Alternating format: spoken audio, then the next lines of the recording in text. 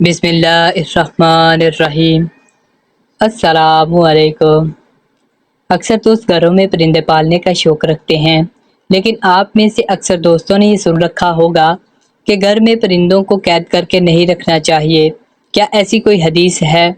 آج کی ویڈیو میں ہم آپ کو بتائیں گے کہ پرندے قید کر کے رکھے جا سکتے ہیں یا نہیں، کبوتر گھر میں رکھنے کے فائدے ہیں یا نقصانات، کبوتر کا جنات سے کیا تعلق ہے، کبوتر کسی کے لیے بد دعا کب کرتا ہے، ایک صحابی نے جب پرندہ قید کیا تو حضور صلی اللہ علیہ وآلہ وسلم نے ان سے کیا فرمایا، یہ سب جاننے کے لیے دوستو ویڈیو کے ساتھ جڑے رہیے گا۔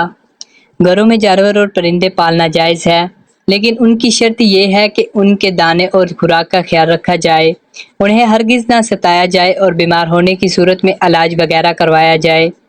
حضرت انس رضی اللہ تعالیٰ عنہ کے چھوٹے بھائی نے ایک پرندہ پال رکھا تھا۔ جب رسول اللہ صلی اللہ علیہ وآلہ وسلم ان کے ہاں تشریف لاتے تو اس سے کہتے، اے ابو عمیر، ایک پرندے کا کیا کیا؟ وہ بچہ اس پرندے سے کھیلتا تھا۔ یہ حدیث بخاری شریف کی 2251 اور مسلم شریف کی 1652 پر درج ہے۔ یہ حدیث اس بات کی دلیل ہے کہ آپ صلی اللہ علیہ وآلہ وسلم نے پرندے رکھنے سے منع نہیں فرمایا۔ اگر گھر میں پرندہ پالنا نہ ہوتا تو آپ صلی اللہ علیہ وآلہ وسلم ضرور انس رضی اللہ تعالیٰ عنہ کے بھائی کو منع فرماتے۔ اس روایت کی بنیاد پر یہ کہا جاتا ہے کہ گھر میں پرندوں کا پالنا جائز ہے، لیکن جیسا کہ پہلے بھی بتایا گیا ہے کہ ان کے پالنے کے لیے ضروری ہے کہ پرندوں کی ہر ضروریات کو پورا کیا جائے تاکہ پرندوں کو کسی قسم کی تکلیف نہ پہنچے۔ رسول اللہ صلی اللہ علیہ وآلہ وسلم نے فرمایا کہ ایک عورت صرف اس لیے جہنم میں گئی کیونکہ اس نے بھوکا پیاسا ایک بلی کو باندھے رکھا، نہ اس کو کھانا دیا اور نہ ہی پانی دیا اور نہ ہی اسے کھلا چھوڑا کہ وہ خود ہی کچھ کھا سکے۔ اس طرح کبوتر کو بھی گھر میں پالنے سے منع نہیں کیا گیا، لیکن پرندوں کو ستانا ایک بہت بڑا گناہ ہے، جیسا کہ ابو داؤد شریف میں حضرت عبداللہ بن مسعود رضی اللہ تعالیٰ عنہ کی روایت کردہ ایک حدیث میں کبوتر کا ذکر ہے۔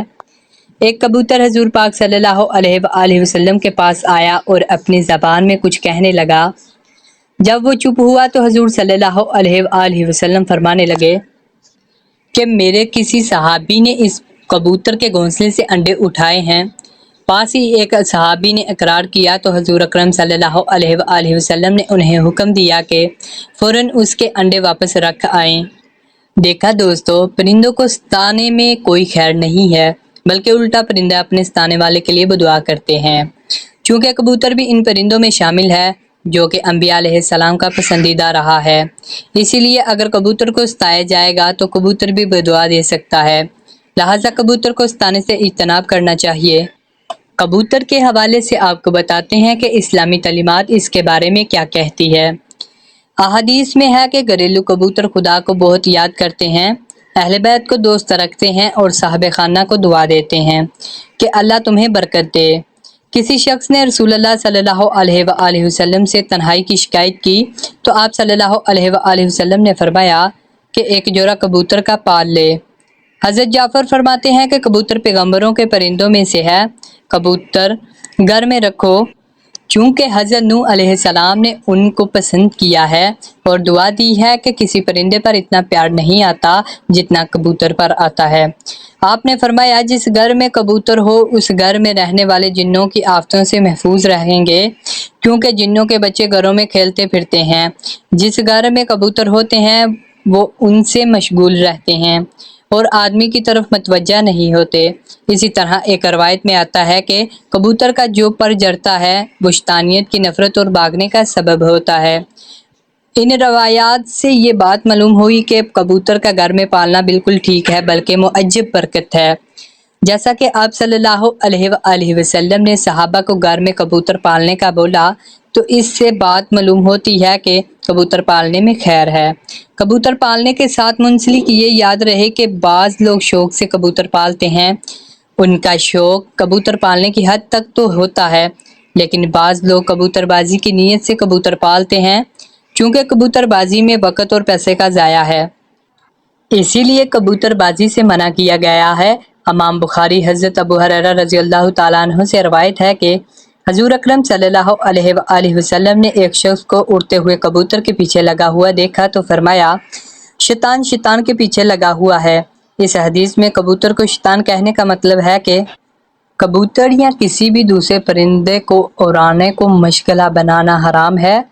کبوتر بازی جانوروں کی لڑائی یہ ایسے مشغلے ہیں جن میں پار کر انسان اپنے دیگر فرائض اور اسلام عقائد کو بھول جاتا ہے، جس وجہ سے اس کو شیطانی عمل کہا گیا ہے۔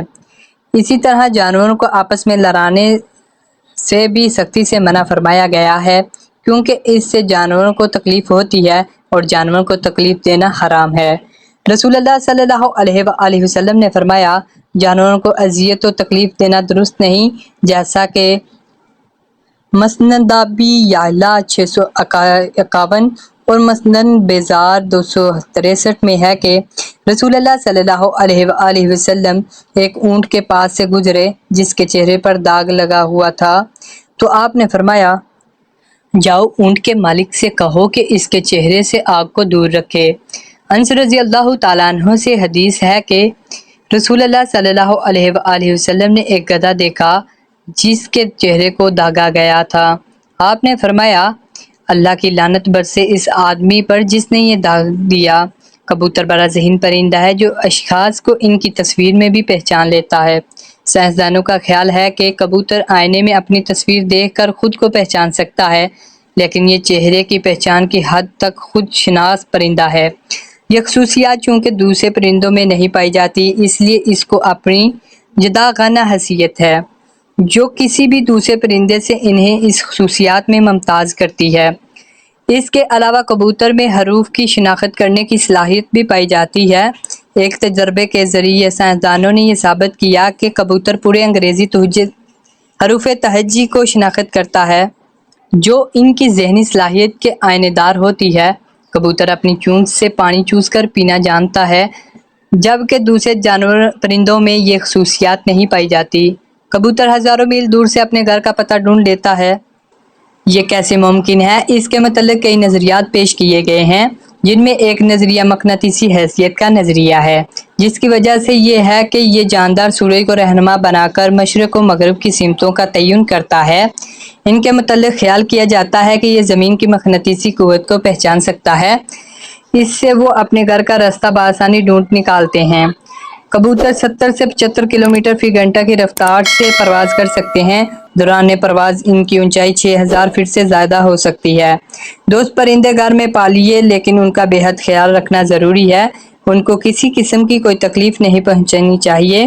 اللہ پاک ہم سب کو یہ توفیق عطا فرمائے کہ ہم تمام جانور اور پرندوں کے لیے رحم دل بن جائیں۔ تو ملتے ہیں دوستو ایسی مزید ویڈیو کے ساتھ، اس وقت تک کے لیے اللہ حافظ۔ اللہ حافظ۔